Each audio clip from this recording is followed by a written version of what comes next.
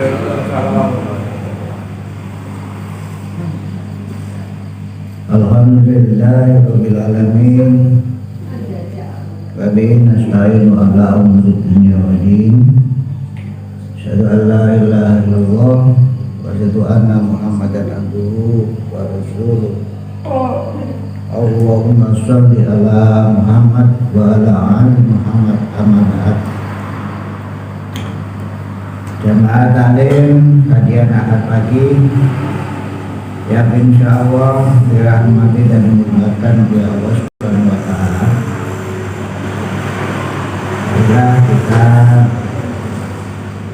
senantiasa mengajarkan rasa syukur kita kehadirat Allah Subhanahu wa Ta'ala atas nikmat yang diberikan kepada kita, nikmat yang terus menerus yang kita rasakan. Semoga dengan mengingat rahmat dan kita, Allah berikan nikmat yang lebih banyak dan berkah. Salawat dan salam semoga diucapkan pada junjungan kita Nabi Muhammad SAW, para keluarga, para sahabat, juga kepada orang-orang yang senantiasa melaksanakan sunnah-sunnahnya. Bapak dan Ibu sekalian yang dimuliakan oleh Allah Subhanahu wa Ta'ala, kita lanjutkan kajian kita dengan materi yang belum selesai terkait dengan jenazah. Karena ini penting dan memangnya beberapa masukan setelah penyampaian materi yang pertama ini agar ada tindak lanjut nantinya. Insya Allah setelah nanti kita selesai untuk kajian materi ini dengan mengacu kepada putusan tadi, kita akan menindaklanjuti bagaimana supaya kita benar-benar secara pribadi dan secara organisasi siap untuk melaksanakan atau melaksanakan. Kemarin kita sampai kepada mandi, namun sebelumnya ada perubahan dimaksud dari putusan tarjih yang terbaru dari apa yang diputuskan oleh tarjih yang lama. Ada tambahan ya, di saat kita ini menalkin orang yang sedang sakit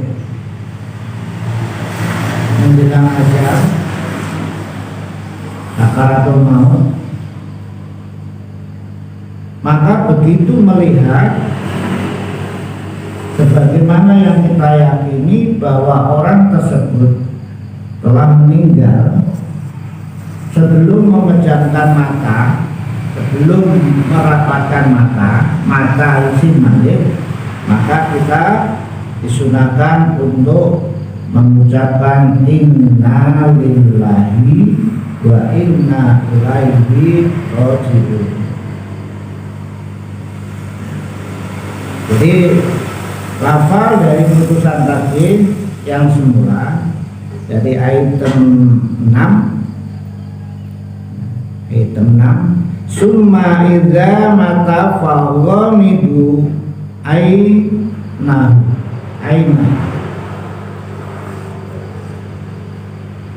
dan hadapkanlah, kemudian bila mana ia meninggal maka pejamkanlah matanya ya. Ini diganti, ditambahi dengan tambahan summa iza mata qalu inna lillahi wa inna ilaihi raji'un naik. Jadi yang semula begitu melihat orang yang sakit campuran ini meninggal dari detak jantung, dari nafas biasanya pakai kain, kemudian matanya sudah memang kosong gitu ya.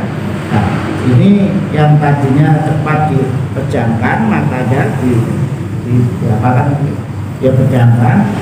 Ini sebelumnya kita mengucapkan inna lillahi wa inna ilaihi raji'un, baru memejamkan, menutup.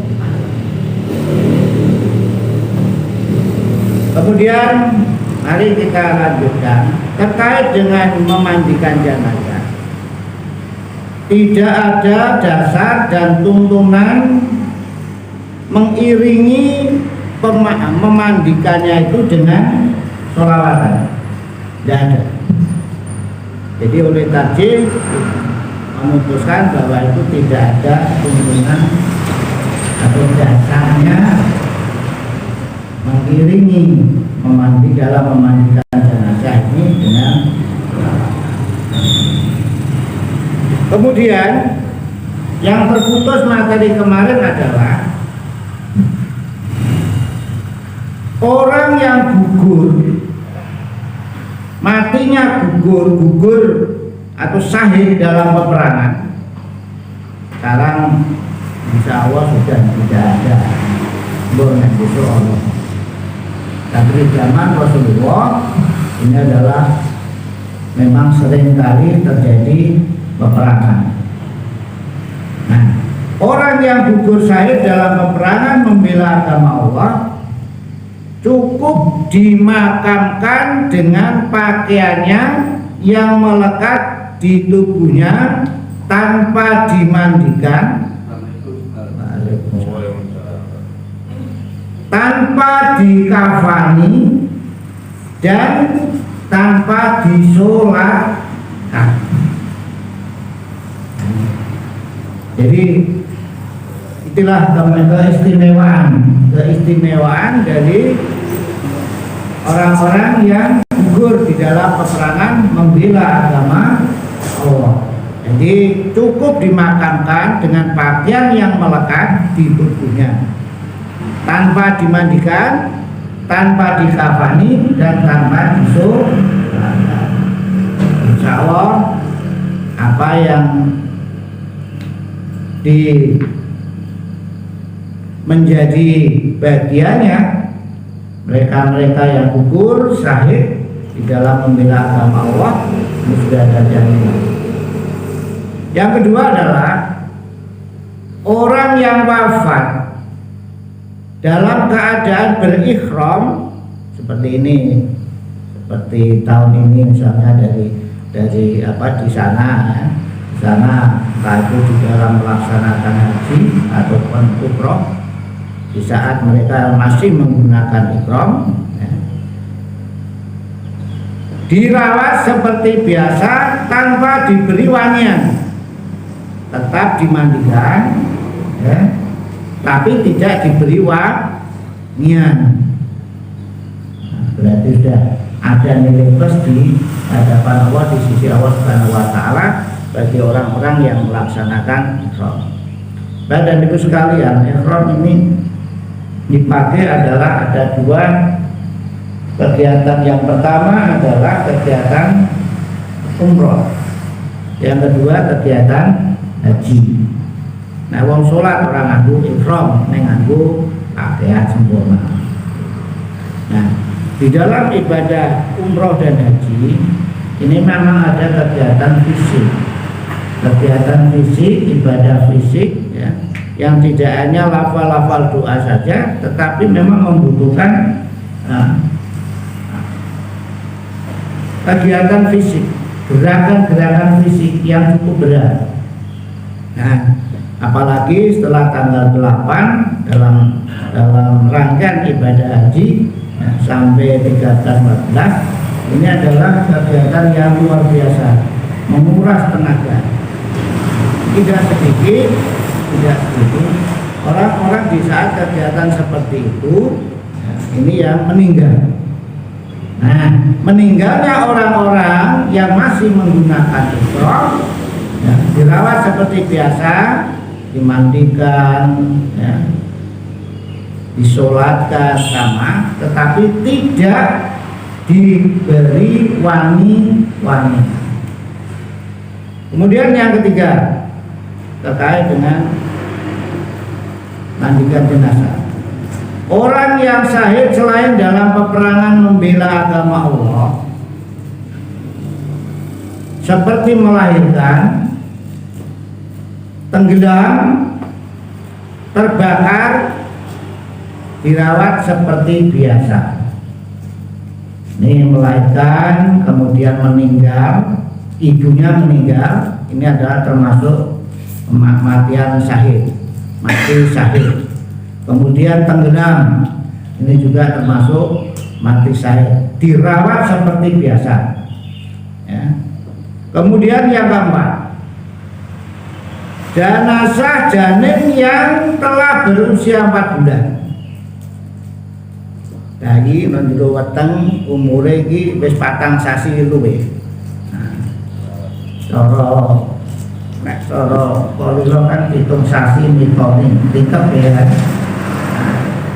Kita punya budaya sendiri, punya syariat sendiri bahwa umur setelah umur 4 bulan ini diberikan roh.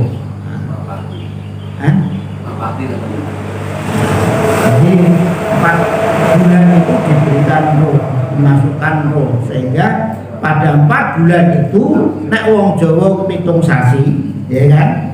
Sebetulnya kita 4 bulan. Jadi nek pamane sok dadi mantu, seneng-senengnya apa putu gitu. Wah, nek syukuran misal kurang sedekah. Ya 4 bulan. 4 bulan dengan panggilan doa-doa yang mengarah kepada si jabang bayi. Jadi setelah 4 bulan janin itu berusia 4 bulan dirawat seperti biasa, tetap dimandikan. Orang kayak cilik lah cilik apa terus dibuntel lah wes ada boleh. Mereka ini sudah punya nyawa, sudah ada akad perjanjian dengan Allah Subhanahu Wa Taala. Beberapa ayat itu sering kita akan dengarkan dari para ustaz. Kemudian yang kelima, apabila terdapat halangan untuk memandikan jenazah, maka cukup diganti dengan tayamum. Bahwa itu ada pas ketimbang merak di tempat yang memang sulit tidak ada air, bisa tayamum. Atau karena kondisi daripada si mayit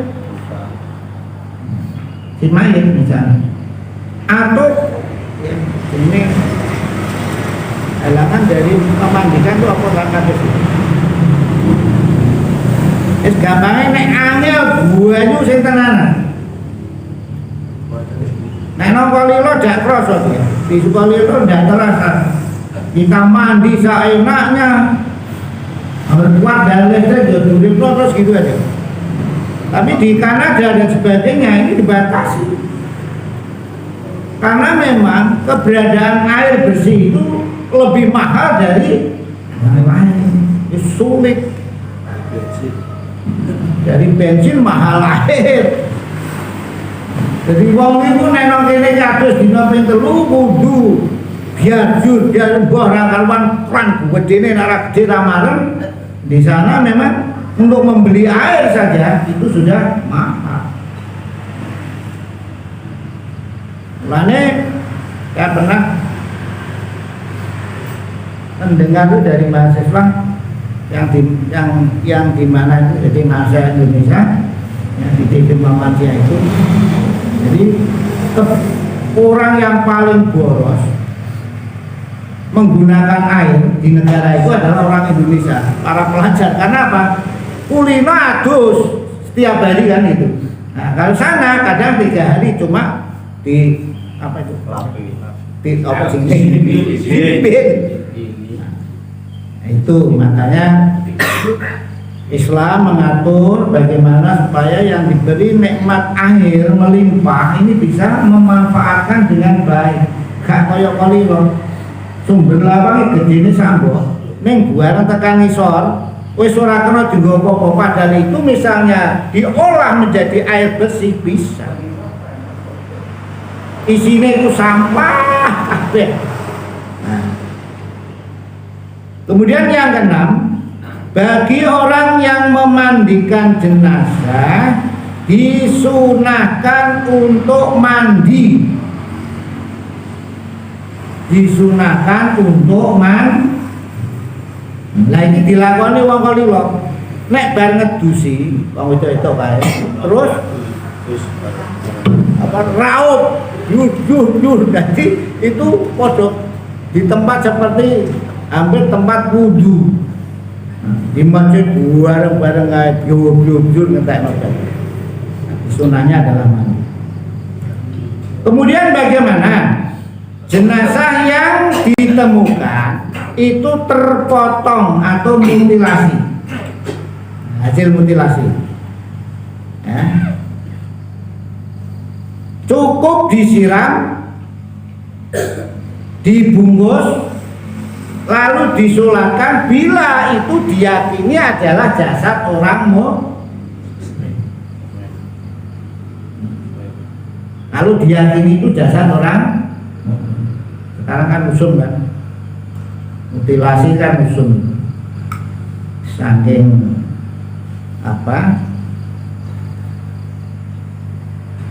perubahan zaman ini yang secara global dan cepat sekali berpengaruh terhadap perilaku, pola pikir dan perilaku manusia, akhirnya dan jane ngerti wong mati wis anu mati ijek.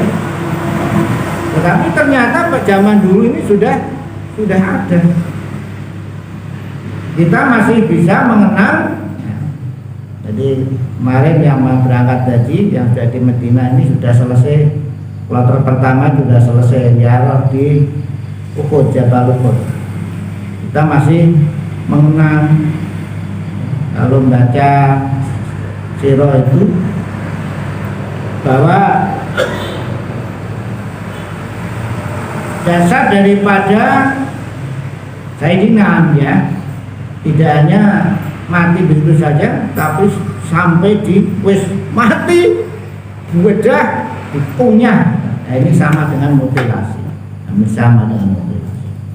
Apabila itu kita temukan, maka cukup disiram, dibungkus, lalu disolatkan bila itu diyakini adalah orang Islam. Kemudian kita lanjutkan mengkafani jenazah. Ini nanti akan kita tindak lanjuti dengan pembentukan tim atau pengadaan tim ya, lewat pelatihan khusus, baik itu Ibu Aisyah, NA maupun Muhammadiyah dan Pemuda. Ini adalah kalau Pak Jun kemarin menyarankan secepatnya, insya Allah nanti setelah materi ini nanti kita untuk bersama dengan tim siapa yang kira-kira perlu bisa berkenan terlibat di dalam tim pengukokoroan bukan Pulau Soro, Pulau Soro ini Jono sing gemuki tapi ngupokoro main.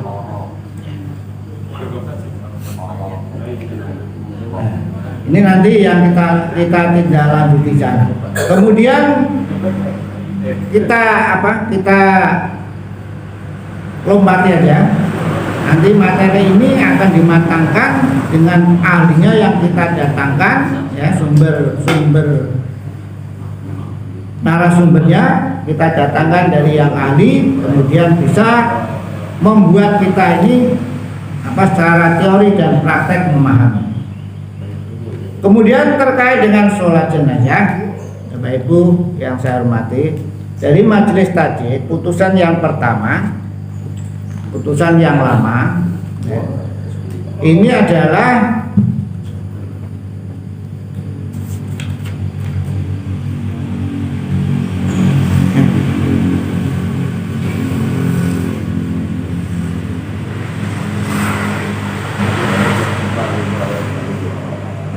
jadi sholat jenazah ini merupakan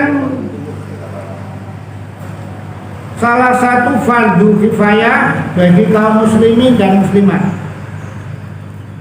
Walaupun ini kifayah, cukup dilaksanakan sebagian dari kita muslim di saat ada orang yang meninggal, kaum muslim, tetapi kita mesti harus memahami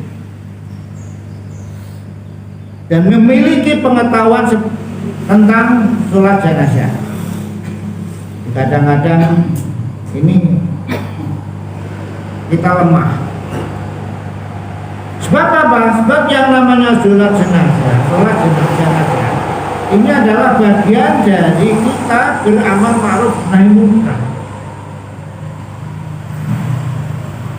Banyak sekali perbedaan-perbedaan yang kita temui di dalam sholat jenazah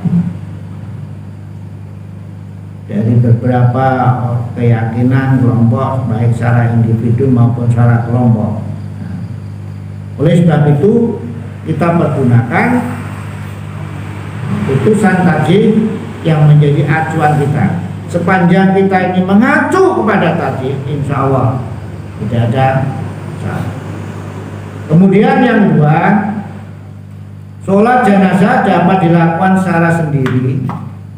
Misalnya ada kematian begini, ya, kita bisa menjenguk, melihat pagi-pagi datang, kemudian membuka mayat, kemudian kita mensolatkan sendiri bisa. Atau berjamaah dengan posisi jenazah di depan orang yang mensolatkan. Kalau laki-laki kita berada di kepala.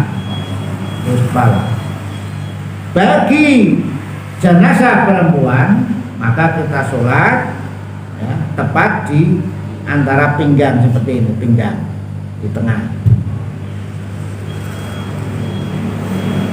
Sholat jenazah yang ketiga, sholat jenazah juga dapat dilakukan tanpa hadirnya jenazah. Contoh misalnya, ini ada saudara kita yang kita yakini dan dalam muslim meninggal jauh, kita tidak sempat, tidak bisa hadir di sana untuk mendoakan, maka kita bisa mensolatkan dengan istilah adalah sholat ghaib. Ini makanya sering diumumkan secara organisasi kita melaksanakan sholat ghaib bila terjadi kematian, bagi orang-orang yang masih ada hubungannya dengan kita dari jauh. Jenazah yang boleh disolatkan adalah jenazah orang Islam. Ini yang memang harus kita pegang teguh.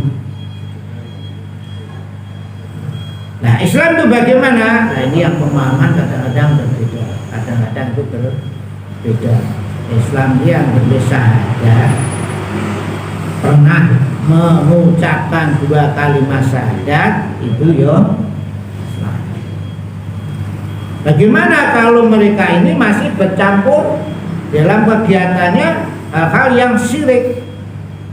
Nah, ini Ini yang berbeda pemahaman, yang beda pemahaman di antara kita. Kadang-kadang kita ini mesti tekan,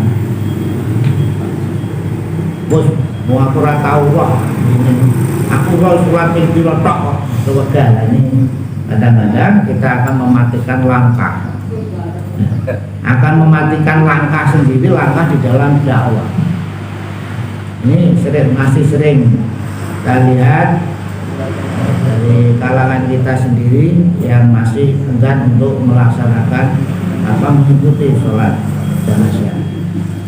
Adapun jenazah orang yang bunuh diri dan orang yang berhutang tanpa ada penjamin pelunasan hutangnya, Rasulullah tidak mensolatkannya. Tetapi beliau membiarkan sahabat mensolatkan.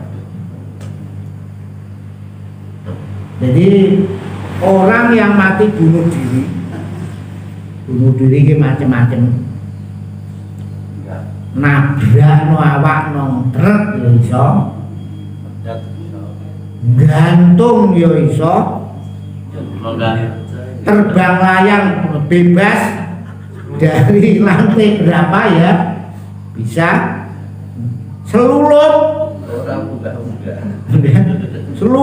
nek sing guru kira wong dene aku ora iso nglangi ben. Nah ini Rasulullah tidak mensolatkan.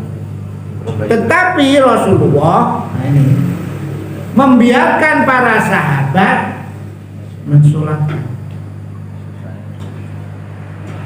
Tapi ya hukumnya, kalau itu dibiarkan berarti boleh. Nah, kalau sahabat dibiarkan oleh Rasul itu berarti boleh. Nah, itu larangan, Rasul mesti sudah mengingatkan. Karena itu kadang-kadang ini ada yang membantah. Nah, anut Rasulullah mau anut liyane.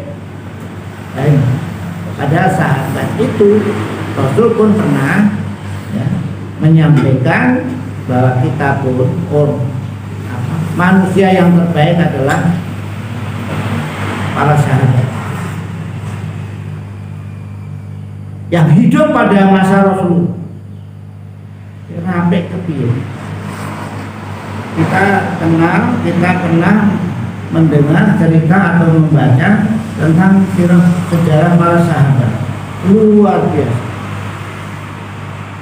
Apalagi sahabat khalifah yang akhir-akhir itu luar biasa, lain ngopeni umat.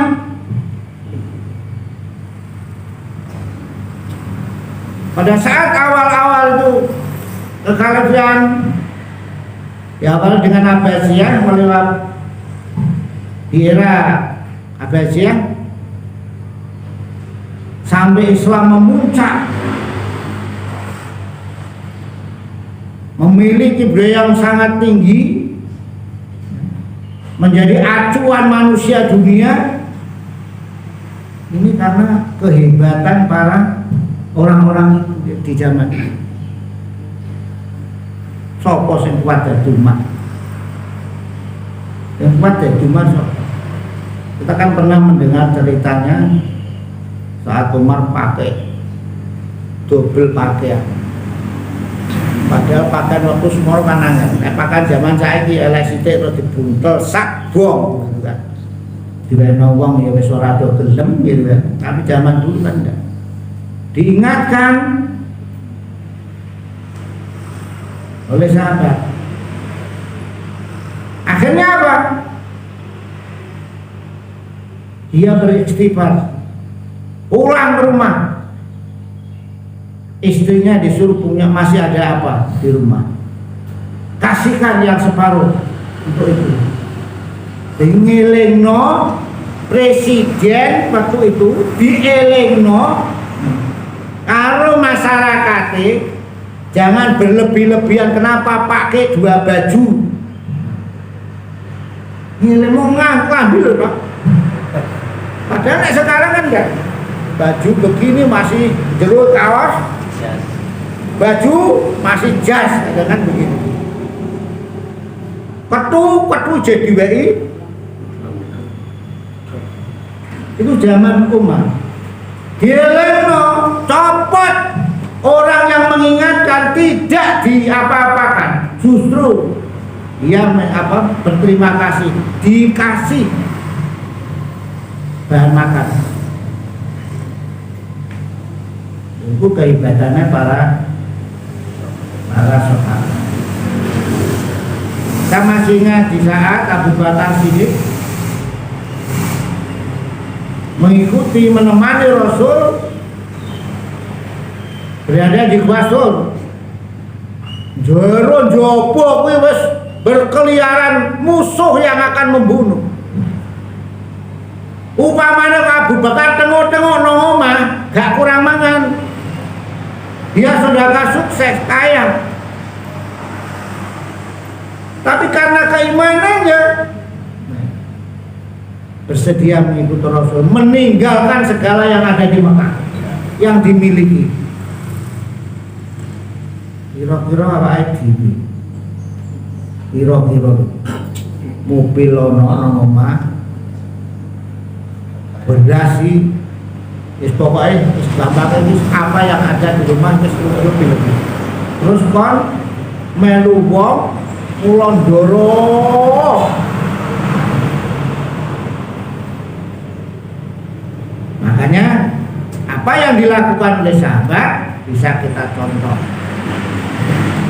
Ini adalah bukan menghentikan kita untuk mensolatkan bagi orang-orang yang matinya bunuh diri atau meninggalkan hutang yang tanpa ada jaminan dari keluarganya.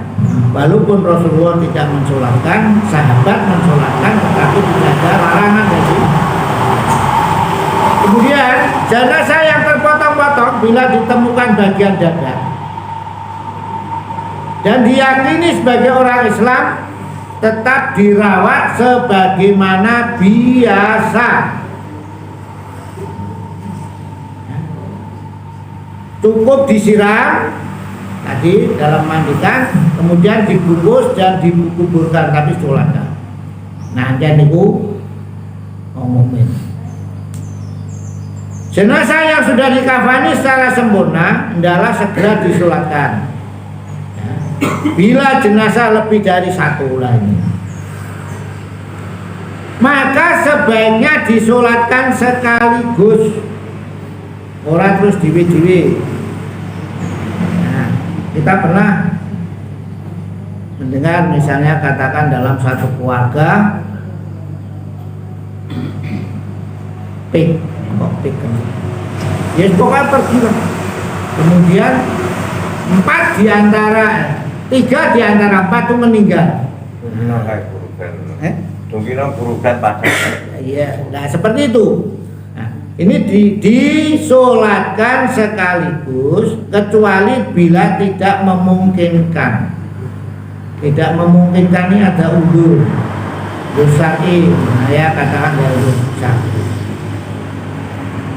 Dosa ini tak mungkin jenazah dikumpulkan yang bagaimana?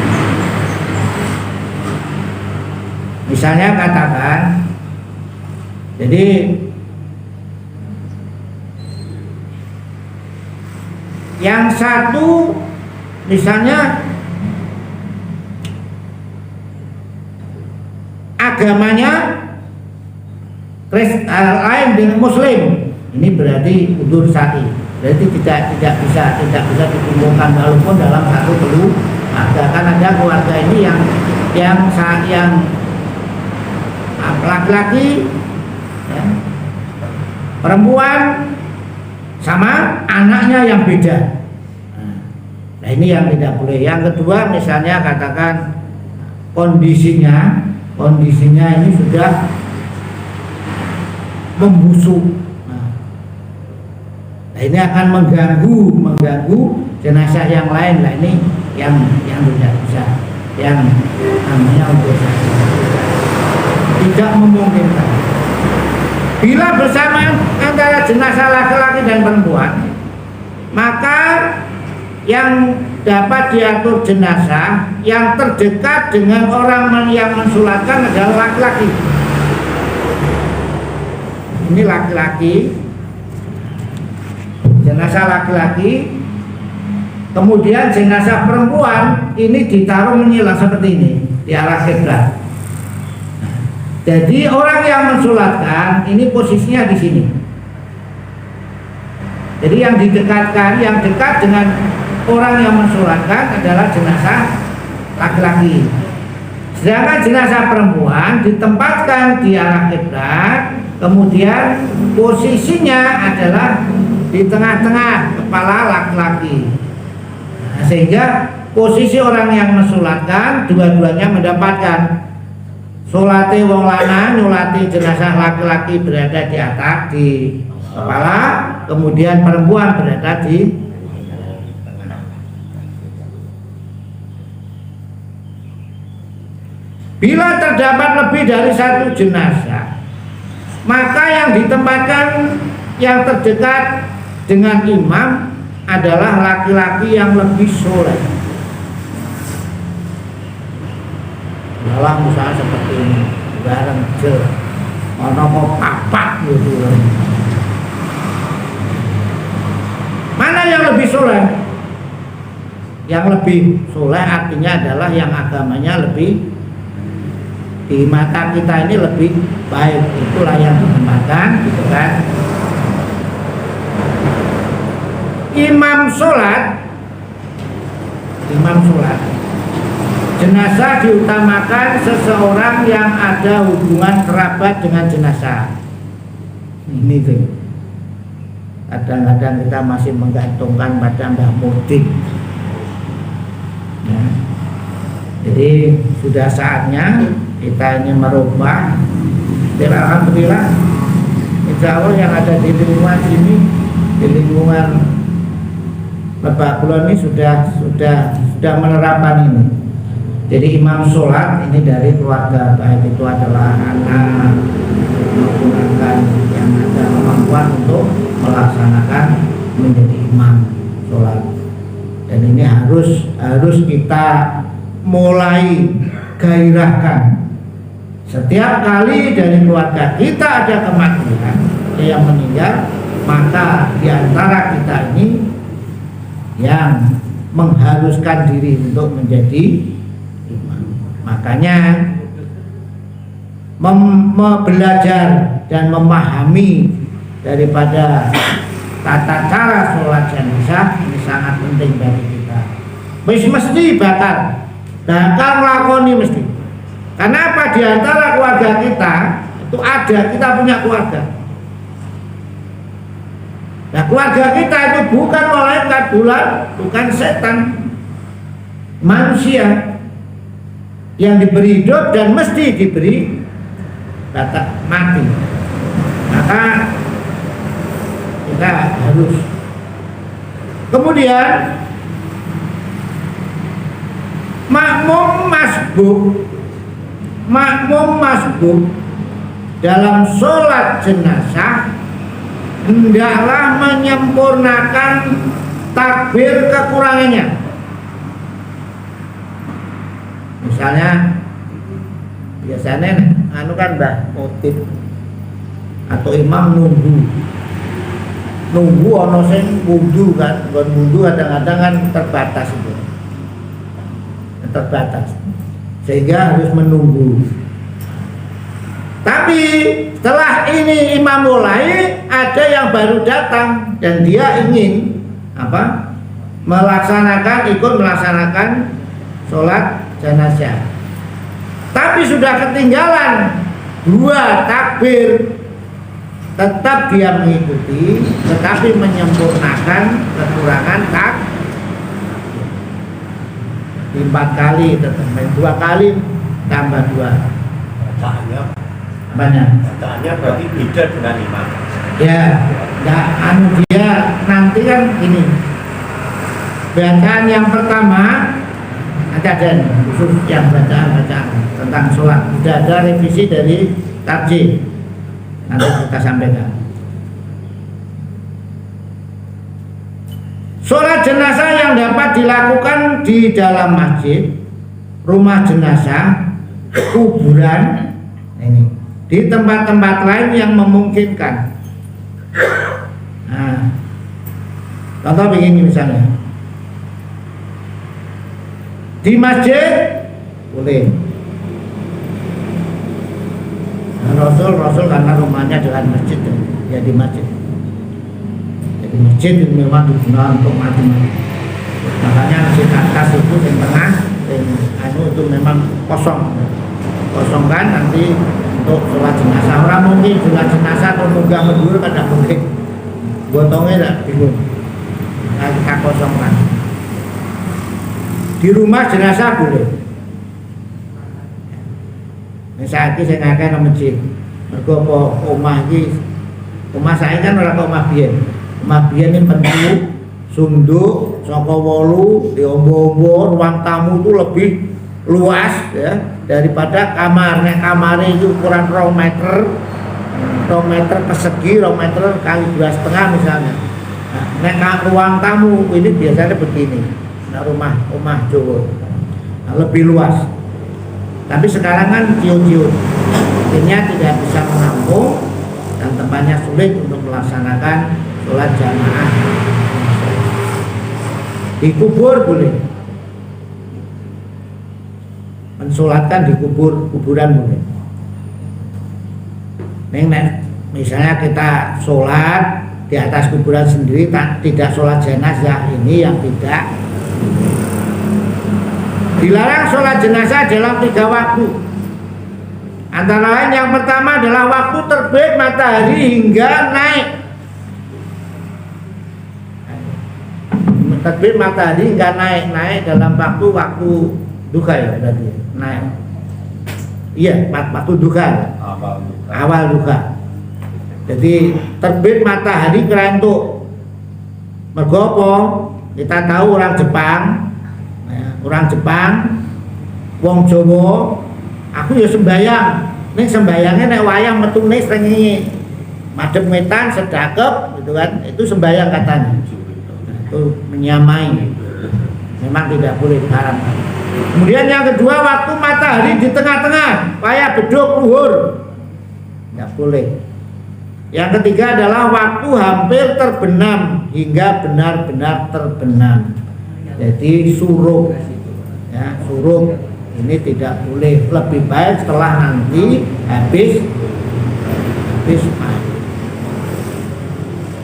Kemudian ketentuan khusus, orang yang mensolatkan jenazah harus telah memenuhi syarat sahnya sholat. Jadi ini yang jadi masalah kita adalah sahnya sholat ini. Lepas dari hadas besar dan kecil. Kemudian balik. Anak kecil ini boleh atau tidak? Ini yang masih diperdebatkan. Tetapi untuk saat ini, kemarin saya melihat itu di TV masih belum ada pesan. Tapi untuk saat ini yang jelas adalah itu masuk kriteria, ya, kriteria umur yang belum masuk ke sahnya sholat. Ini kasih sholat boleh. Tapi tidak mengikuti sholat jenazah, ini yang masih diperdebatkan oleh kaji yang belum jadi keputusan. Kemudian tidak ada ketentuan syarak yang mengharuskan jenazah diletakkan membujur ke utara atau ke selatan. Kadang-kadang kita ini sudah harus biasa nih, gitu ya. Sudah kebiasaan kalau jenazah itu diujurno ke berdiri menghadap kiblat dengan jenazah di sebelah arah kiblat, jenazah di depan imam. Kemudian ini sudah sholat jenazah sebaiknya dilakukan secara berjamaah. Mengenai ketentuan sejumlah 3 shaf, ini bukanlah suatu keharusan. Kadang-kadang jadikan 3 shaf, Telung sop nek wonge mau loro-loro kan ya, Bang. Jadi tidak ada ketentuan. Imam menempatkan diri pada arah kepala jenazah laki-laki dan arah tengah badan pinggang jenazah perempuan. Sop laki-laki seperti biasa sholat di muka, kemudian sop perempuan di belakang. Nah, ini tata cara sholat seperti biasa Bapak Ibu, tetapi ada dua cara yang dibakukan di putusan tadi. Awal ini adalah setiap takbir seperti biasa sholat. Setiap takbir ternyata sejak awal keputusan ini mengangkat tangan. Nah, kita ini sudah lama ya, mempraktekkan sholat jenazah hanya takbiratul ihram, takbir pertama yang mengangkat, kemudian takbir selanjutnya ini tidak mengangkat tangan. Jadi untuk takbir semua mengangkat tangan. Bener Mas Rohmat, aku di WA. Kalau sholat id Sama. Sholat Idul Fitri sama. Ini harus berani ada perubahan. Kemudian di dalam tata cara sholat ya, untuk basmalah yang terakhir ini yang putusan tadi untuk pembaruan adalah keras di saat sholat, misalnya maghrib, isya, subuh, ya, itu bukan surat. Kadang-kadang gini, tapi Muhammadiyah ini adalah diawali dengan ta'awud. A'udzu billahi minasyaitonir rajim, pelan bismillahirrahmanirrahim. itu kalau Arab berarti Ya, itu kalau Arab ya tidak. Kalau dulu sama dengan Mekah Madinah. Mekah Madinah kalau kita membeli kasetnya dulu kan tidak ada basmalah itu. Kemudian baru disusupi dengan bacaan basmalah. Ini perubahan. Nah, jadi gini. Jadi seringkali saya sampaikan bahwa takjil kita ini adalah tujuan dasarnya Quran dan Sunnah. Jadi ingin kembali seperti apa yang dilakukan oleh Rasulullah SAW. Anjan. Saya baru melaksanakan untuk keras ini sholat Jumat kemarin di Al Hidayah. Iya tenang. oh kalimatnya ini nyata Muhammadiyah saya ini melu-melu NU Iya. Ya gini, itu resiko. Jadi resiko seperti sholat yang 4 rakaat, ya kan? Jadi 2 rakaat gitu kan? Nah, padahal dua-duanya boleh. Kemudian ini yang perubahan. Di saat takbir yang pertama di dalam sholat jenazah ini adalah membaca Fatihah dan sholawat. Ya, ini masih bisa digunakan. Tetapi ada acuan yang baru yaitu Fatihah, kemudian takbir kedua sholawat, takbir ketiga doa, takbir keempat bisa digunakan. Dua-duanya masih bisa digunakan. Wondene doa, nah sholawat kan sama kan? Sholawat itu ada yang pendek, Allahumma sholli ala Muhammad, ya, wa ala ali Muhammad, selesai, ya kan? Ada yang panjang sampai biasanya yang kita ucapkan pada tahiyat. Ini boleh. Kemudian untuk doa-doa ini tergantung pada kita. Ada yang pendek, Allahumma fillahu warhamhu wa'fu anhu. Ada teruskan wa aqim nuzulahu wa wasi' matqa. Ada yang lebih panjang lagi. Ini terserah. Tapi yang jelas di dalam sholat jenazah ini yang perlu kita ingatkan adalah kita mengangkat tangan mulai takbir pertama sampai dengan takbir ke Nek ketok iki anjen angin, robah ku angin. Tenan. Jadi robah itu angel. Jadi apa yang disampaikan oleh Pak Dum tadi, ya, ini memang risiko. Barangkali besok juga akan kembali lagi. Setelah ini ada masalahnya apa? Kalau saya melihat secara langsung ya perdebatan dari para fuqaha di majelis tarjih itu ngeri. Jadi wong kuwi ilmune sange rumah saku hadis Quran, iku kuwi nang kene kabeh. Jadi wah, serang menyerang. Nah, tapi insya Allah apa yang menjadi ijtihad dari majelis tadi dan diputuskan, difalatkan pada kita untuk menjadi pegangan itu adalah yang hijrah kepada yang lebih baik. Yang baik itu memang sulit. Wes go. Kok kira-kira pamane damno ana mati. Ya, mati kita ikut sholat di sana campur. Sing maune Allahu Akbar. Ya, imame Allahu Akbar awake dhewe jeng ngene iki. Ujug-ujug wong wis do ngerti iki. Balane bali broto nek takbir 2 3 iki ngene iki wis pokoke kaya patung. Nanti robah sama dengan mereka. Bar salat iki mesti ana wong mojok rono, wong loro. Ning nang saiki robah. Saiki kaya awake dhewe.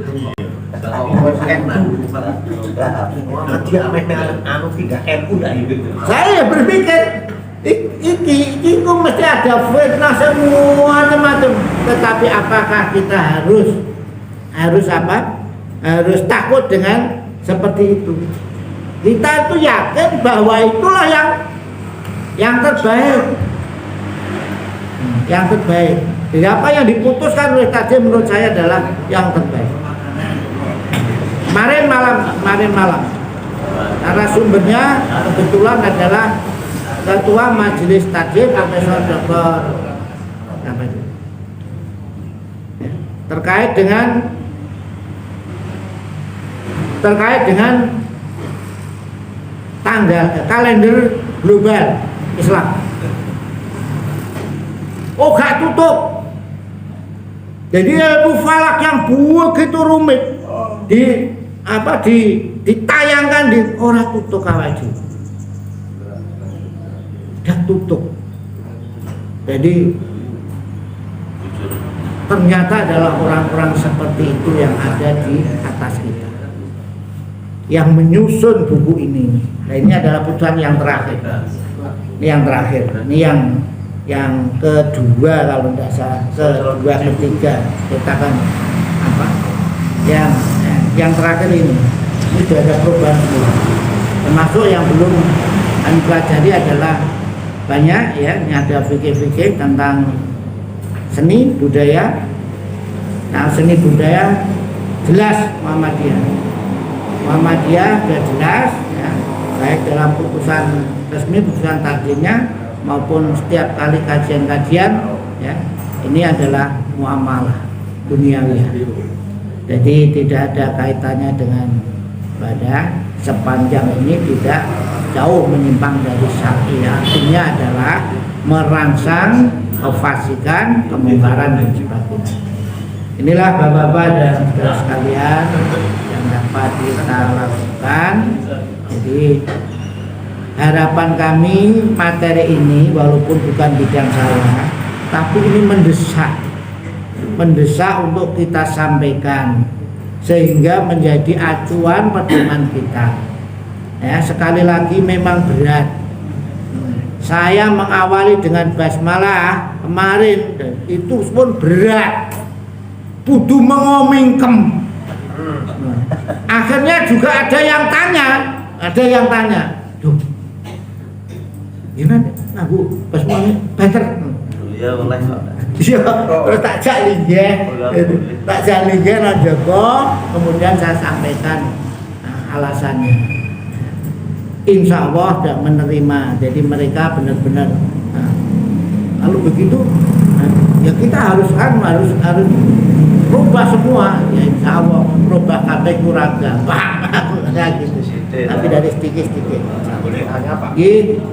Yang pertama, bolehkah mensolati jenazah sebelum jenazah dimandikan? Yang kedua, tadi perubahan-perubahan dalam takjil terkait sholat macam-macam tadi, itu kalau dulu kan boleh dikatakan kan Bismillah dikeraskan boleh, tidak dikeraskan boleh. Dalam hal ini yang masih berlaku, apa harus dikeraskan?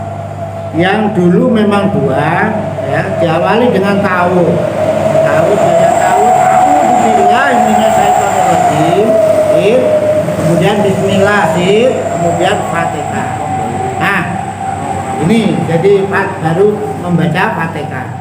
Tapi dengan pandangan di sini ada dalil. Kaitannya dengan basmalah, ini bagian dari 7 ayat yang diulang-ulang. Nah, diulang-ulang ini yang digunakan untuk dasar. 7 ayat, kalau Fatihah ini yang kita ketahui, yang sering kita bacakan 6 ayat. Nah, 7 ayatnya lengkapnya adalah basmalah. Tapi kalau saya membaca buku tentang sejarah Al-Quran, gampangnya basmalah ini adalah digunakan untuk membatas antara surat dengan surat yang satu dengan yang lain.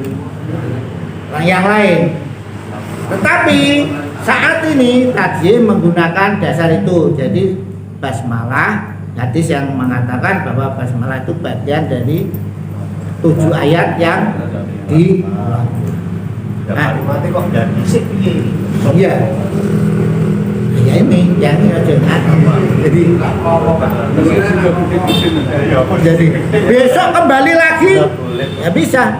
Ya sampai saat ini kalau saya itu ya dalam sholat tarawih itu kan 4 rakaat 3 boleh 2 3 boleh.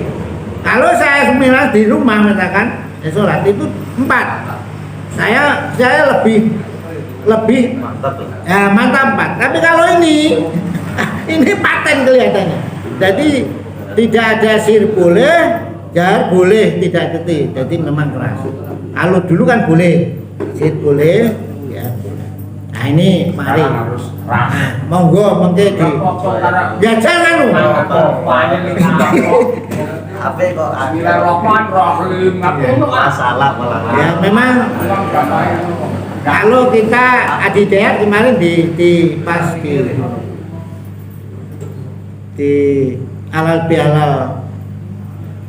bihalal Majelis Ulama DKI Jakarta, di narasumber dia di sana, itu kita harus berani ya berhijrah ke yang lebih baik. Yang baik katakan, harus berani. Itu diberikan macam-macam, bukan kaitannya dengan ini saja, tapi macam-macam. Seperti itulah. Monggo nanti kita latih diri kita melatih diri kita sendiri. Ya. Insya Allah kalau kita menganut acuan seperti ini, nanti tidak ada salahnya. Ya. Akan lebih baik lah, lebih baik daripada kita sendiri-sendiri. Wong ini kita wis bingung kan PDB. Kalau dulu wis jelas Muhammad ya ku papat telu wis kompak kabeh ora ono. Ono sing papat telu, ono sing loro telu. Nah ini kan.